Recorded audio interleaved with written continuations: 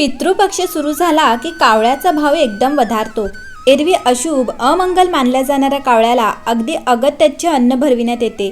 जिकडे तिकडे कावळ्याची चर्चा होताना दिसते। का या कावळ्याचा मृत व्यक्तीच्या आत्म्याशी संबंध जोडला जातो? मनुष्याच्या मृत्यूनंतर काकबळी काकस्पर्श या सर्वांमध्ये कावळ्याची नेमकी भूमिका काय? थोडा विचार केला तर यामागे पौराणिक कथा काही समज दिसून येतात। काही शास्त्रीय भूमिका देखील मांडलेल्या दिसतात। चला जाणून घेऊया, पण त्याआधी चॅनलला सबस्क्राईब करायला अजिबात विसरू नका। जर तुम्ही हा व्हिडिओ फेसबुक पेजवर पाहत असाल तर आमच्या फेसबुक पेजला फॉलो करायला अजिबात विसरू नका। कावळ्याचा जन्म वैवस्वत कुळात झाला असे मानले जाते। सध्याचे वैवस्वत मनवंतर चालू असेपर्यंत कावळा यमाचा द्वारपाल आहे। मृताच्या पिंडाला काकस्पर्श झाल्याखेरीज त्याच्या आत्म्याला यमद्वारी प्रवेश मिळत नाही। गरुड पुराणानुसार कावळा हा यमाचा संदेशवाहक आहे।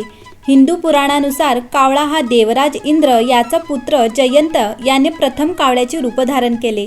या कावळ्याने वनवासात असणाऱ्या सीतेला जखमी केले। त्यावर सीतेने त्याला तुला अशुभ समजले जाईल, तसेच तुला कोणी स्पर्श करणार नाही असा शाप दिला आणि मृगया करून परत आलेल्या श्रीरामचंद्रापाशी कावळ्याची तक्रार केली। श्रीरामचंद्रांनी जवळच पडलेल्या दर्भाची काडी फेकून कावळ्याला मारले। त्या काडीने कावळ्याचा एका डोळ्याचा वेध घेतला। तेव्हापासून त्याला एकांश नाव पडले। यानंतर जयंताने आपल्या केलेल्या कृत्याबाबत श्रीरामाची माफी मागितली। तेव्हा श्रीरामाने त्याला उशाप दिला। मनुष्य मृत झाल्यानंतर त्याच्या पिंडाला तू स्पर्श केल्याखेरीज त्याच्या आत्म्याला मुक्त होता येणार नाही। याचवेळी हे दर्भाची काडी देखील महत्त्वाचे कार्य करेल।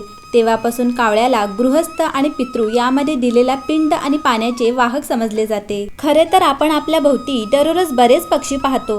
कावळ्याबरोबरच चिमणी, कबूतर, घार अशासारखे पक्षी परिसरात दिसतात।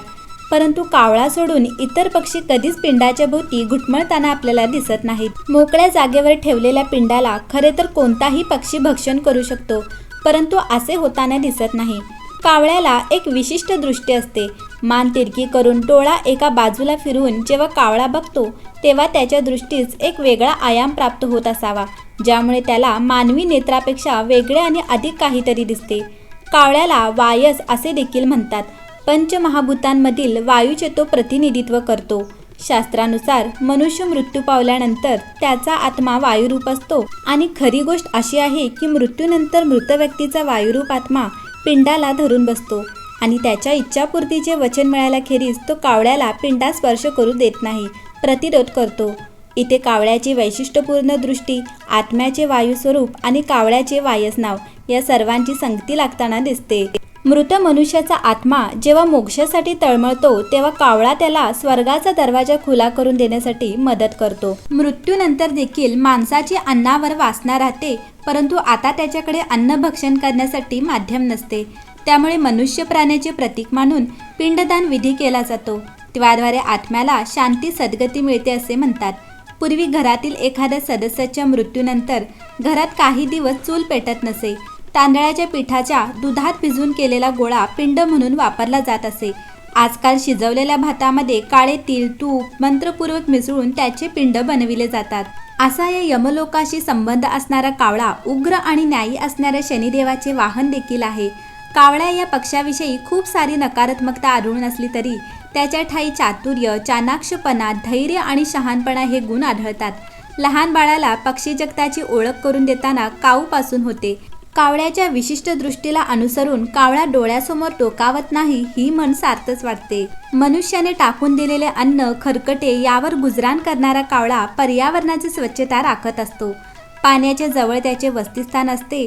खेडेगावामधून जुने जाणकार शेतकरी कावळ्याचे घरटे किती उंचावर आहे त्यावरून पावसाचे मान यंदा किती असते याचा अंदाज लावतात। भाद्रपद हा कावळ्यांच्या विणीचा काळ। त्या काळात त्यांना अन्न खायला घातले तर त्यांचा वंश वाढेलच, पण पावसाळ्यात कुजणारे अन्न, खरकटे खाऊन हे कावळे वातावरण स्वच्छ देखील राखतील। याच कावळ्याच्या विष्ठेतून वड, पिंपळ यासारख्या उपयुक्त वृक्षांचा प्रसार होतो, जे बहुवर्षायू आहेत, औषधी आहेत। व्यंकटेश स्तोत्रात देखील कागविष्ठेचे झाले पिंपळ असा उल्लेख आपल्याला दिसून येतो।